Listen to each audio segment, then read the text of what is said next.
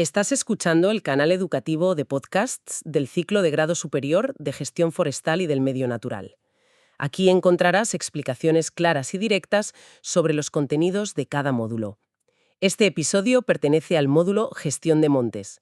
Corresponde a la unidad de trabajo 2, episodio 4. Empezamos. Empezamos. Bueno, pues para arrancar esta sesión, me gustaría que imagináramos por un momento una escena que es, bastante extrema, la verdad. A ver, cuéntame.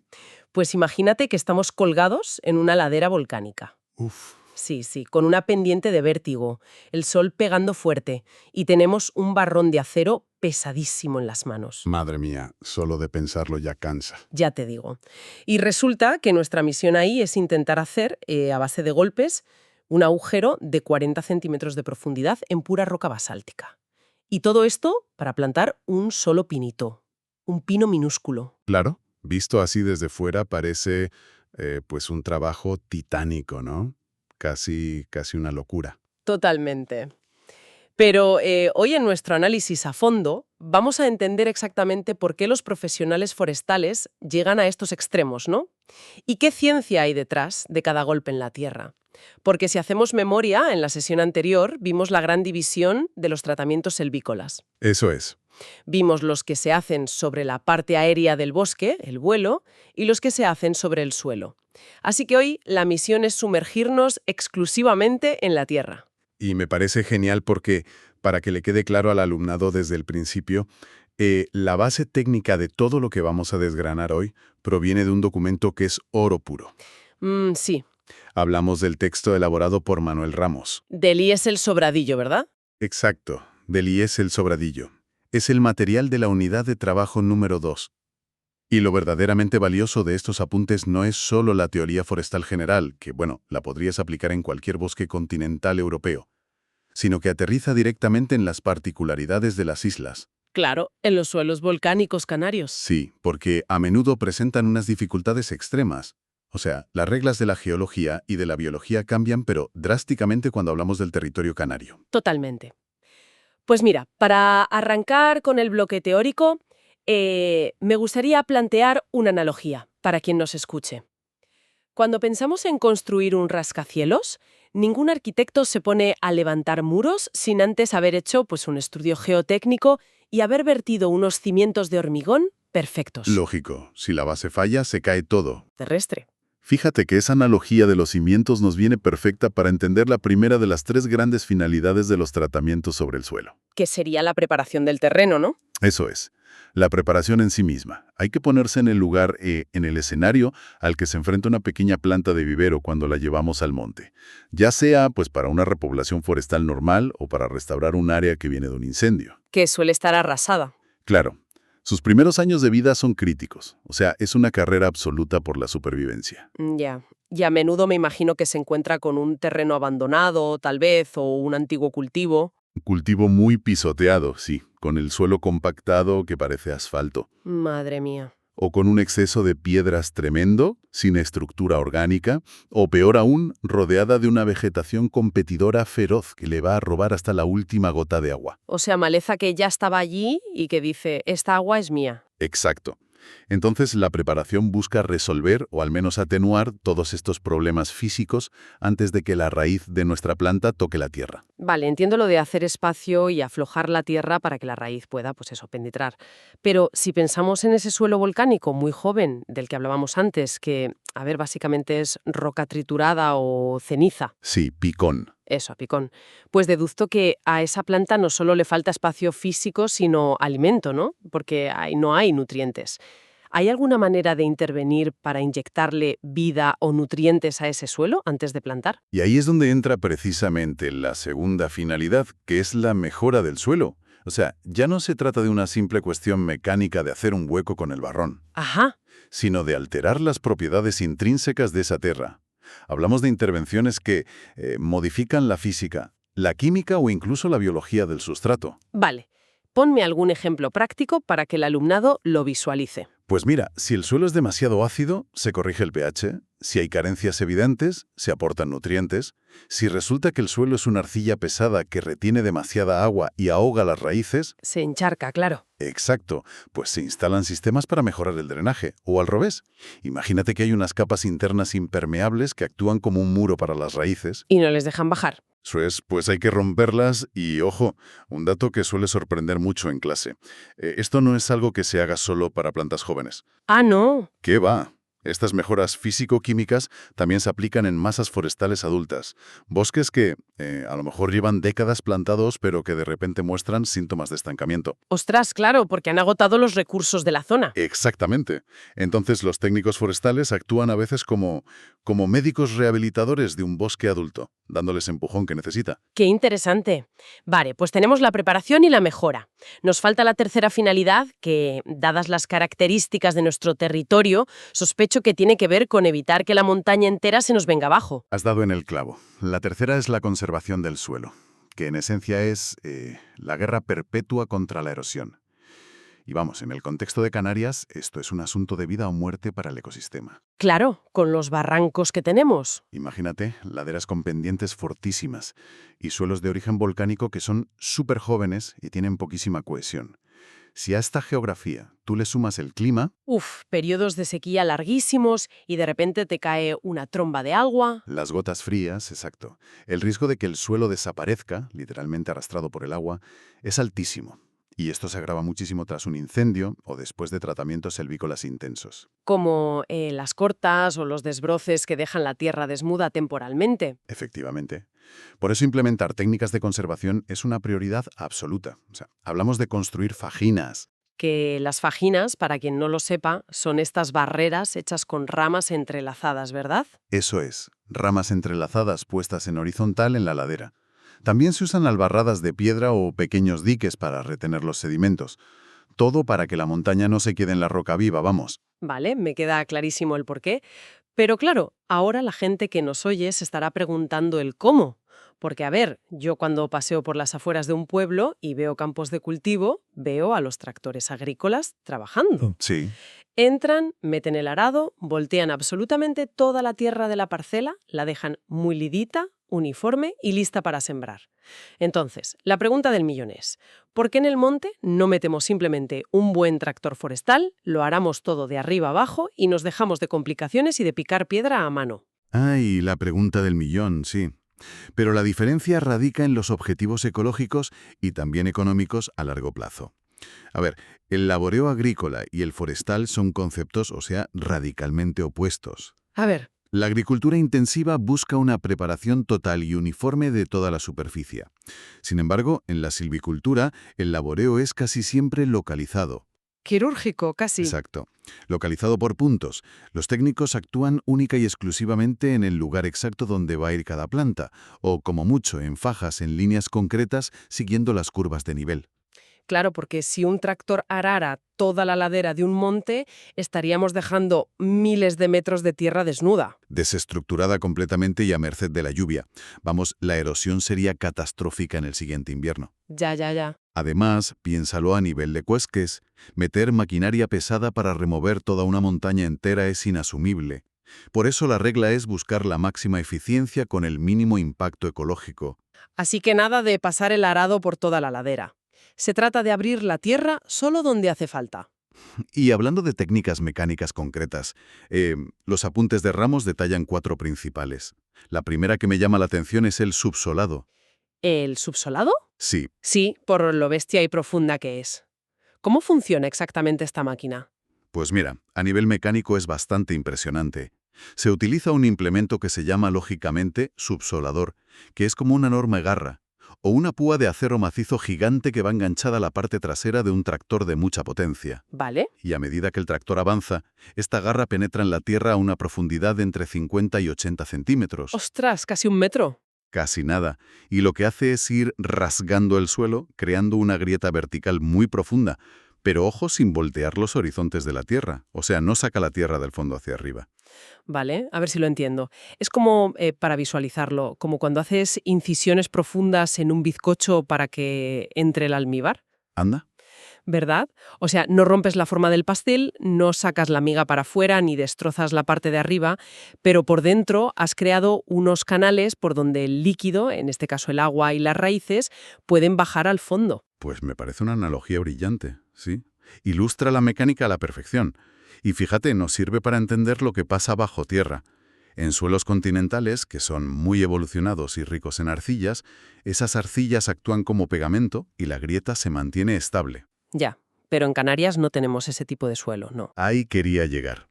El texto de Ramos lanza una advertencia que es vital para Canarias. En nuestros suelos volcánicos jóvenes, que son muy sueltos, que no tienen esa arcilla cohesiva, realizar un subsolado puede ser, o sea, peligrosísimo. Claro, porque el bizcocho se te desmorona. Exacto. Imagínate que haces esa incisión de 80 centímetros en una pendiente. Llega una lluvia fuerte, el agua entra a lo bestia en la grieta y como el suelo no tiene cohesión, empieza a lavar por dentro. Madre mía, se hace un río subterráneo. Un río subterráneo que termina por colapsar y arrastrar media ladera abajo. Por eso en las islas, el subsolado se reserva casi en exclusiva para zonas muy concretas.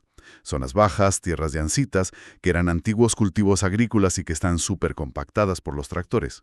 Donde no hay riesgo de que la ladera se venga abajo, básicamente. Exactamente. En volcánico poco evolucionado y con pendiente, el subsolado ni tocarlo. Queda clarísimo.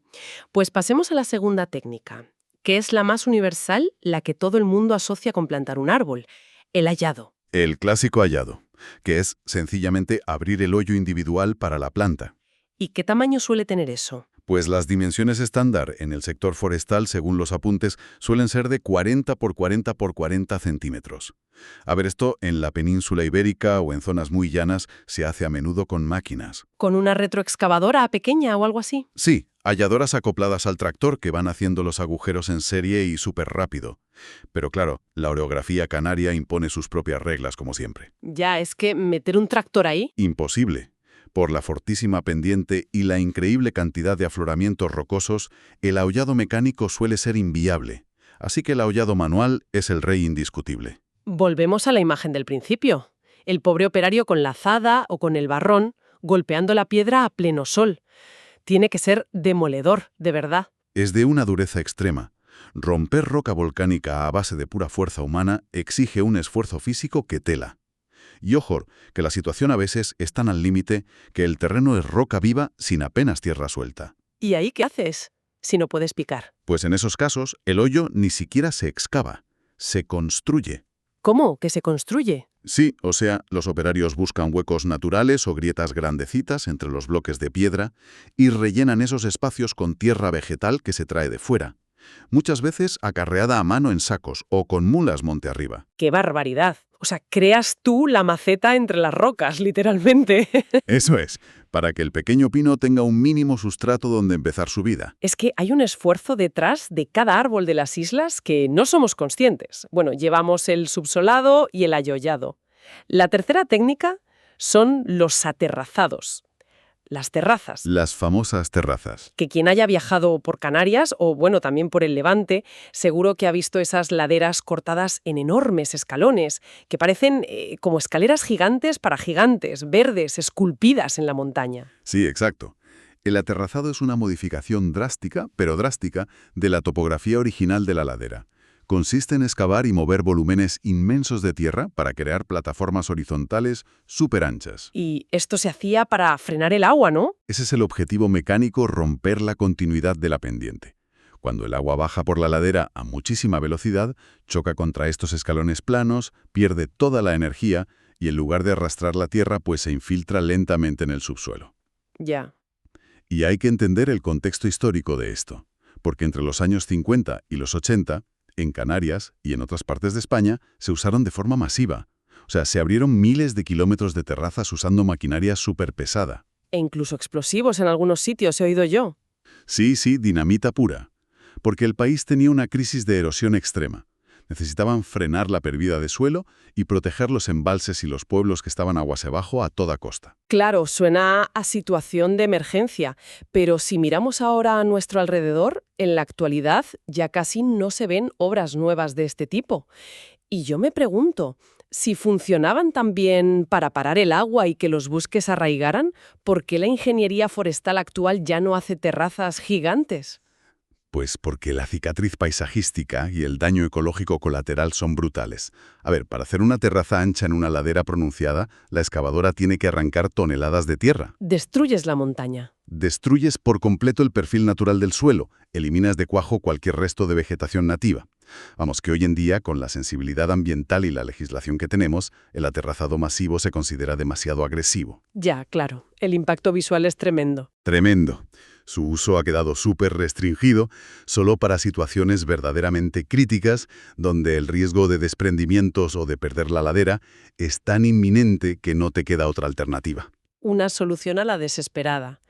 Vale, pues frente a esto entiendo que es donde entra la cuarta técnica mecánica que sale en los apuntes, que sería como la hermana pequeña, los bancales. Eso es, los bancales. Operan bajo el mismo principio físico de romper la pendiente con un escalón, pero a una escala muchísimo menor. Son banquetas horizontales muy estrechas que se excavan a mano o con maquinaria superligera, con la anchura justa para albergar la planta y recoger un poquitín de agua. O sea, solo el espacio de la planta. Exacto. Como son tan estrechos, el volumen de tierra que mueves es mínimo. El impacto en el paisaje apenas se nota desde lejos. Cuestan mucho menos dinero y, sobre todo, la alteración del ecosistema del suelo es aceptable y se recupera rápido. Vale, pues repasando esta sección mecánica para el alumnado.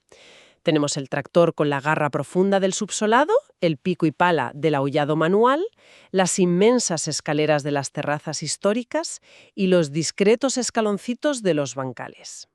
Con todo este arsenal, ¿cuál dirías que es la filosofía, la regla de oro que debe seguir un profesional al elegir? La regla de oro, y esto hay que grabárselo a fuego, es aplicar siempre la técnica menos agresiva posible que te garantice que la planta va a sobrevivir. Menos es más. Exacto. Si Anzuelo te lo permite, y con un simple ahollado manual de 40 por 40, la planta va a tirar para adelante. Pues no hay ninguna necesidad de meter una máquina gigante.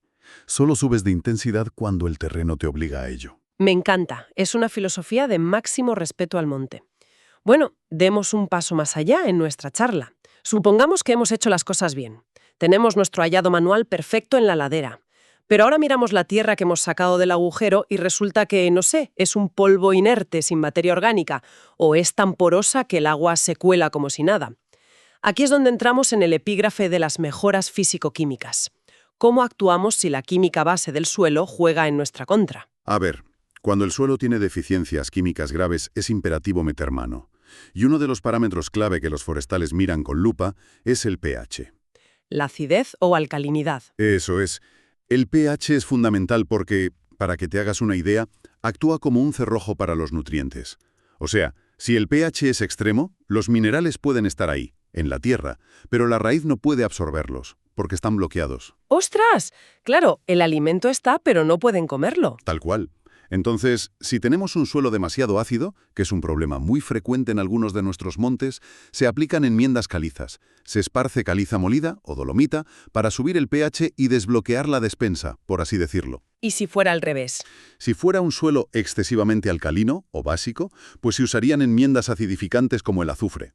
Aunque, la verdad, esto es bastante raro en la silvicultura de aquí. Ya, no es lo habitual.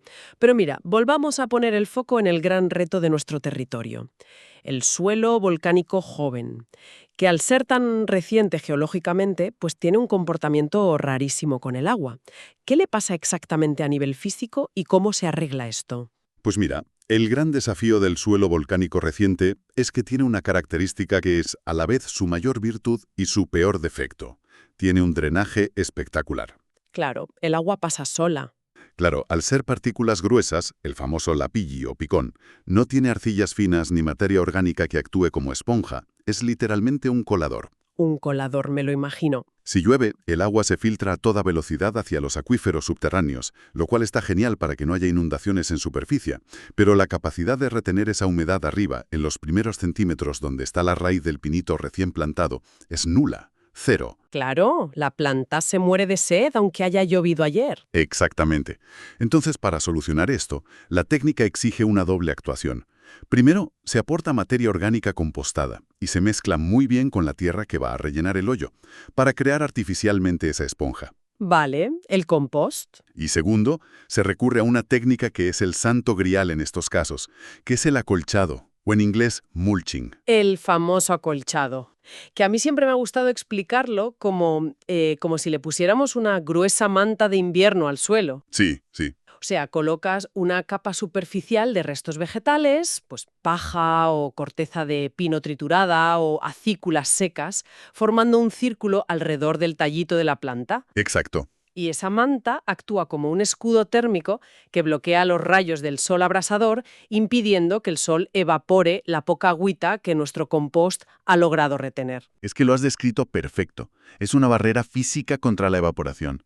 Pero ojo, que tiene un efecto secundario a medio plazo que la gente a veces olvida, y es vital. Ah, ¿sí? ¿Cuál? Pues que esa capa de restos orgánicos, al estar expuesta a la humedad y a los bichitos del suelo, se va descomponiendo muy lentamente.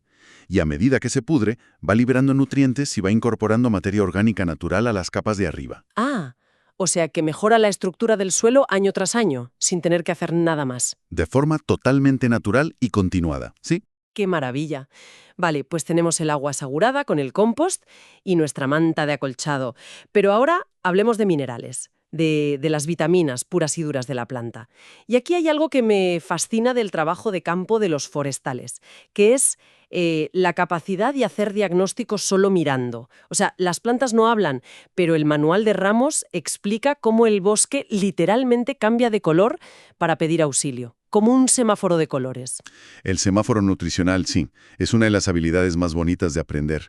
Un técnico experimentado sabe leer esos síntomas en las hojas muchísimo antes de que el árbol esté al borde de la muerte. A ver, ponnos ejemplos. ¿Qué pasa si veo hojas amarillas? Vale. Si observamos que las hojas de una repoblación empiezan a volverse amarillentas de manera generalizada, que es un fenómeno que se llama clorosis. Clorosis. Sí, pues la planta nos está gritando que le falta nitrógeno. El nitrógeno es el motor que crea la clorofila, y sin él, el color verde desaparece por completo. Vale, amarillo igual a falta de nitrógeno. ¿Y si empiezo a ver tonos así rojizos o como color púrpura oscuro en las hojas más viejas? Ese es otro aviso súper claro. Los tonos púrpuras o rojizos nos alertan de una falta de fósforo. Fósforo. Y nos queda el tercer macroelemento. ¿Qué pasa si lo que veo es necrosis? O sea que los bordes de la hojita están secos, marrones, literalmente crujientes y muertos, pero el centro de la hoja sigue verde. Si ves el borde frito y el centro verde, el diagnóstico apunta casi con total seguridad a un déficit crítico de potasio. Madre mía. Amarillo nitrógeno, rojo fósforo, bordes secos, potasio. Vale, pues sabiendo esto, desde la ignorancia más absoluta, la lógica de alguien que tiene un par de macetas en casa le llevaría a pensar, pues a ver, si veo las hojas raras en el monte, me voy a la cooperativa agrícola, compro 5 sacos de abono universal NPK y lo esparzo por toda la ladera. O sea, le echo de todo un poco para curarme en salud y el árbol ya cogerá lo que quiera. Bueno, esa forma de pensar es súper habitual. Es comprensible en el jardín de tu casa. Pero aplicada a escala forestal, en el monte, es la receta perfecta para un desastre medioambiental de proporciones épicas. ¿En serio? ¿Tan malo es echar abono de más? Malísimo. Fertilizar a ciegas en el monte, por si acaso, es una práctica terminantemente prohibida. Ojo a esto, entonces. Sí, sí. En primer lugar, recordando la analogía que hacíamos del colador con el suelo volcánico. Sí, Todo ese fertilizante químico soluble que la plantita no sea capaz de absorber en cuestión de días va a ser arrastrado por la siguiente lluvia fuerte. ostras, claro. Ese exceso de nitrógeno se va a filtrar por el picón hacia las profundidades y va a acabar contaminando los acuíferos subterráneos con nitratos, que luego esa es el agua que bebemos. ¡Qué barbaridad! No había pensado en el agua subterránea. Es un problema grave. Y en segundo lugar, una lluvia química artificial de este tipo altera radicalmente el equilibrio de la microbiota del suelo. O sea, extermina microorganismos beneficiosos y lo que haces es favorecer que crezcan como locas malezas invasoras que luego ahogan a tu planta. O sea, ¿qué es peor el remedio que la enfermedad? Totalmente. En la gestión de montes, y muy especialmente si hablamos de espacios naturales protegidos, la aportación de nutrientes químicos exige análisis previos muy rigurosos. Se toman muestras de tierra, se mandan al laboratorio, se hacen análisis de las hojas y se aporta única y exclusivamente la dosis exacta del elemento que falta y en el momento preciso. Nada de escopetazos químicos al azar, vamos. Pura ciencia y muchísima precisión. Eso es. Bueno, pues la verdad es que hemos recorrido un camino fascinante hoy, desde pegar con un hierro en la roca inerte hasta analizar la química microscópica de la hoja, para ir resumiendo y afianzar conceptos para el alumnado. Hoy hemos descubierto que antes de plantar hay que preparar el terreno para darle, una mínima oportunidad a la raíz, mejorarlo físico-químicamente y sobre todo conservarlo frente a la implacable erosión de nuestras islas. Sí, sí. También hemos diferenciado lo agresivo, que es el arado agrícola, frente a la sutileza o la localización del laboreo forestal, repasando pues el rotundo impacto del subsolador, las grandes terrazas que ya no se hacen y el heroico esfuerzo manual de hacer un hoyo en pura roca volcánica. Y bueno, por último, hemos entendido que el suelo joven no retiene el agua por sí solo, necesitando ese apoyo vital del compost, la mantita del acolchado y un diagnóstico visual súper estricto de los nutrientes para no terminar contaminando nuestros acuíferos. En fin, todo un reto de ingeniería, de paciencia y de biología. Desde luego que sí. Ha sido un análisis intenso, pero yo creo que muy necesario para comprender la enorme complejidad de todo lo que ocurre bajo nuestros pies en el monte, que a veces lo olvidamos. Totalmente. Y mira, antes de despedirnos, sí me gustaría dejar sobre la mesa una última reflexión. Un pensamiento provocador que, bueno, la ciencia moderna nos está obligando a mirar con otra perspectiva. A ver, dispara. Hemos hablado hoy muchísimo de intervenir, ¿no? De meter maquinaria, romper costras, mover tierra y echar compuestos. Pero sabemos que bajo la superficie de un bosque maduro o de un terreno existe una red microscópica increíble, totalmente invisible. Los hongos, ¿no? Eso es. Las inmensas telarañas de hongos micorrízicos que viven en perfecta simbiosis con las raíces. Ellos intercambian agua por azúcares, y además hay una microbiota nativa inmensa que lleva, pues, cientos o miles de años adaptándose pacientemente a ese suelo volcánico específico. Ya veo por dónde vas. Entonces, la pregunta que yo dejo flotando en el aire para quienes nos escuchan es, ¿hasta qué punto nuestras intervenciones mecánicas pesadas, diseñadas obviamente con la mejor intención y la mejor ingeniería para salvar un bosque degradado, podrían estar sin saberlo destruyendo esa memoria biológica tan antigua y tan esencial que se esconde bajo la superficie? Ostras, qué grandísima pregunta. Porque claro, metes la excavadora para arreglar el agua, pero te estás cargando siglos de redes de hongos, que a lo mejor eran la verdadera clave de la supervivencia. Es una paradoja tremenda que nos recuerda que en la naturaleza, pues cada acción que hacemos, por muy pequeña que sea, tiene un eco profundo. Así es. Pues con ese pensamiento, la verdad es que inmejorable, dejamos nuestro espacio de hoy. Ha sido un auténtico privilegio acompañar a quienes están al otro lado en este viaje a los cimientos del bosque. Animamos muchísimo a todo el alumnado a que en su próxima salida de campo o simplemente la próxima vez que den un paseo por el monte el fin de semana, no miren solo las copas de los árboles. Deténganse a observar la tierra que pisan, fíjense en los pequeños bancales, analicen el color de las hojas y la textura del suelo. Estoy segura de que lo verán todo